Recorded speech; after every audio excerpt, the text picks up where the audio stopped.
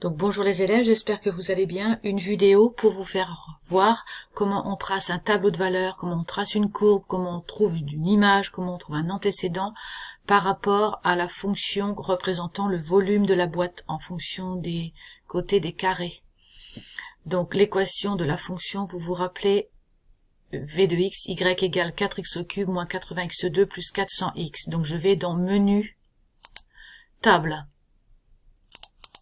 eggs. Et puis j'entre 4 x puissance 3 moins 80 x au carré plus 400x.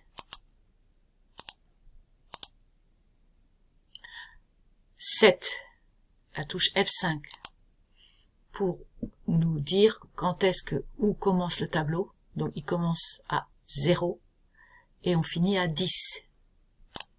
Donc, mince, exit, je suis perdu. Donc, je suis perdu, je fais 7, la touche F5. Donc là, ind, c'est 10. Et je garde le pas égal à 1. Donc dans mon tableau, j'aurai 0, 1, 2, 3, 4, 5, 6, 7, 8, 9, 10. Je fais eggs et je fais F6 pour table. F6 pour table. Voilà. Ensuite, il va falloir que je balaye toute la colonne Y1 pour savoir quel est le nombre le plus petit, quel est le Y min et quel est le Y max. Donc là, 0, ça serait le nombre le plus petit. Le plus grand, on est à 588.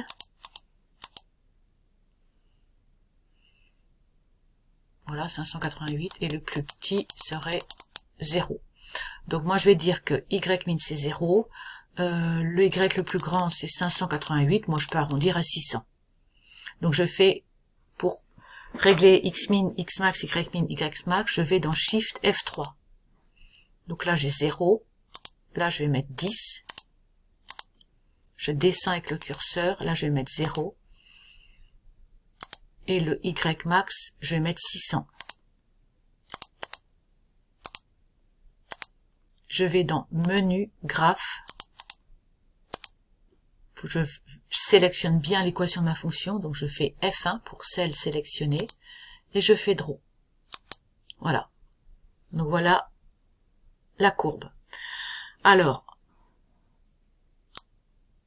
sur le document, je vous ai mis des captures d'image du tableau de valeurs. Donc, précisez le volume de la boîte. Le volume, c'est Y. Si on découpe 4 carrés de 2 cm, donc 2 cm, ça représente X. Si X égale 2, vous lisez le Y. L'image de 2 est égale à combien? V de 2, c'est pareil que l'image de 2. Ensuite, on va essayer de trouver X, sachant que Y égale 350. Donc je retourne sur mon tableau, menu table.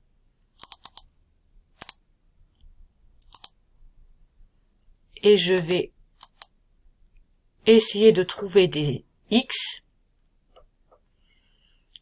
pour que Y soit égal à 350.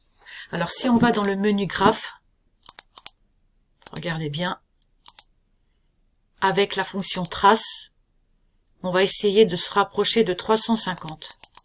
Comme ça, on aura un ordre d'idée. Donc là, on est proche de 350, on est à x égale 6,26. Mais on a une autre valeur qui se trouve ici. Donc avec ma fonction trace, hop, je vais de l'autre côté. Ah, il faut que j'aille avec le curseur. Je suis pas très habile. Pourquoi ça marche pas? Mais voilà. Donc là, je descends et je me rapproche de 350.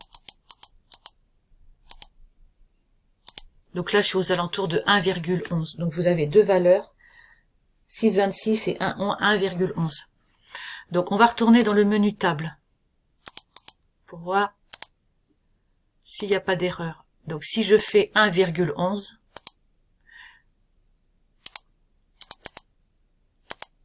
je trouve 350,9. Alors je vais faire row insert, je vais insérer X. Donc si je fais 1.12, je suis à 353,26. Si je fais 1.10, je trouve 348,52.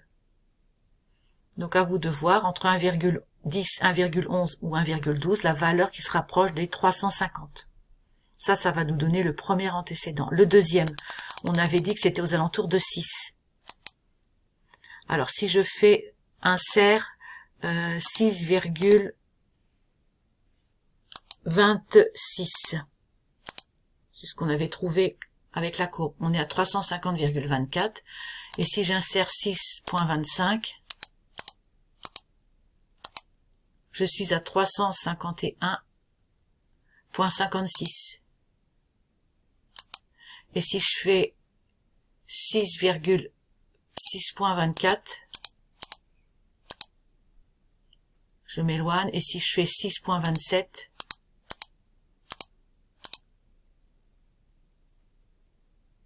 je m'éloigne aussi. Donc, à vous de voir, entre 6,25, 6,26, 6,27, la valeur la plus proche de 350.